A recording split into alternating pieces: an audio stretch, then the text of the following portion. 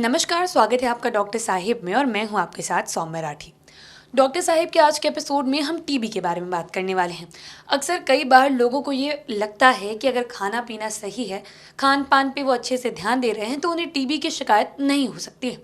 लेकिन क्या ऐसा मुमकिन है कि सही खान पान, सही डाइट के बावजूद टीबी हो जाए? अगर हो तो वो कितना ज़्यादा आपको नुकसान पहुंचाएगा? ये सारी चीज़ें समझेंगे और ये सब कुछ बताने के लिए इस वक्त हमारे साथ बैठे हैं डॉक्टर अमिताभ बंका, जो कि बिहार के सबसे जाने माने फेफड़े से जुड़े रोगों के विशेषज्ञ हैं। सबसे पहले डॉक्टर साहब नमस्कार, बहुत बहुत स्वागत है आपका। धन्यवाद। डॉक्टर साहब, टीबी को लेकर लोगों के मन में कई तरीके के सवाल रहते हैं। आप ही मुझे कुछ वक्त पहले बता रहे थे कि एक महिला ये शिकायत लेकर आई कि खाना पीना तो सब सही है तो मुझे टीबी हो गया, ये मुमकिन कैसे है? तो क्या वाकई डाइट सही रहे तो टीबी नहीं होगा? देखिए, टीबी दो कारणों से होता है। टीबी तो एक बैक्टीरिया है, माइकोबैक्टीरियम टीबी, उससे होता है। बट टीबी का बैक्टीरिया जो है हर लगभग भारत में हर किसी के अंदर रहता है। टीबी का जो एक्सपोजर है वो बचपन में हर किसी को हो जाता है।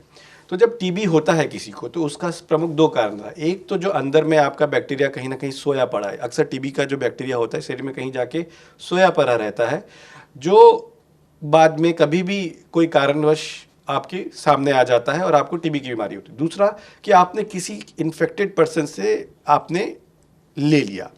पर हाँ, देखिए, जो खान पान की बात है या उसकी बात है तो उसका इफेक्ट ज़रूर आता है, क्योंकि अगर आप खान पान खा रहे हैं बट कभी कुछ समय के लिए आपका खान पान में कोई कमी हो गई तो हो सकता है कि आपको टीबी, जो पुराना टीबी है, वो बाहर आ सकता है। मैं तो अक्सर कहता हूँ, जैसे अगर अमिताभ बच्चन जी हैं, उनको भी एक बार टीबी हुआ था।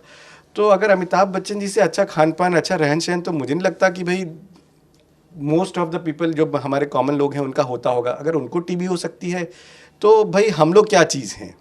तो टीबी तो किसी को भी हो सकता है, कभी भी हो सकता है। टीबी का होना का एक और कारण होता है कि इम्यूनिटी में कहीं भी आपने कहीं लैप्स किया हो, चाहे वो खाने पीने की वजह से हुआ हो, कोई आपको वायरल इन्फेक्शन हुआ हो, कुछ हुआ हो, कोई ऐसी बीमारी हो या कोई ऐसी दवा चल रही हो जिससे आपका इम्यूनिटी कम होता हो, तो उसमें भी टीबी का आपका कारण होने का बढ़ जाता है।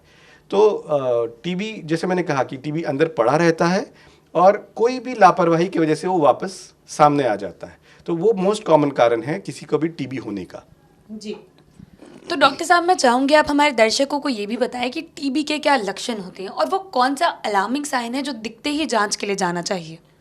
देखिए, जो कॉमनली जो कहा जाता है कि 2 हफ्ते तक अगर आपका बुखार चल रहा है और आप दवाइयाँ ले रहे हैं, एंटीबायोटिक ले रहे हैं, उसके बाद भी बुखार नहीं जा रहा है, खांसी अगर आपको परसिस्टेंटली 2 हफ्ते हो गए या 2 हफ्ते से ज़्यादा हो गए आ रहा है, बलगम आ रहा है अगर खांसी में आपको भूख नहीं लग रही है, आपके वजन में कमी हो गई है, शाम में बुखार आना, रात में बुखार आना, बलगम में खून आना, तो ये सब कुछ कारण लक्षण हैं जो आपको टीबी के तरफ संकेत कर सकते हैं और ये बता सकते हैं कि आपको टीबी है। जी। उम्मीद करती हूँ कि डॉक्टर साहब ने जो बातें बताई हैं आपने उन्हें ठीक तरीके से सुना और समझा होगा। और ये भी ज़रूरी है कि अगर आप अपने अंदर टीबी के कोई लक्षण देखें तो आप लापरवाही ना करें, डिले ना करें और जल्द से जल्द डॉक्टर से मिलें ताकि आपका सही से सही इलाज शुरू किया जा सके। आप डॉक्टर साहिब के साथ बने रहें। अगर इस वीडियो को फेसबुक पर देख रहे हैं तो पेज को लाइक करें, यूट्यूब पर देख रहे हैं तो चैनल को सब्सक्राइब करें। कमेंट सेक्शन या मेल बॉक्स के माध्यम से आप हमें बता सकते हैं कि डॉक्टर साहिब से आपके और क्या सवाल हैं। धन्यवाद।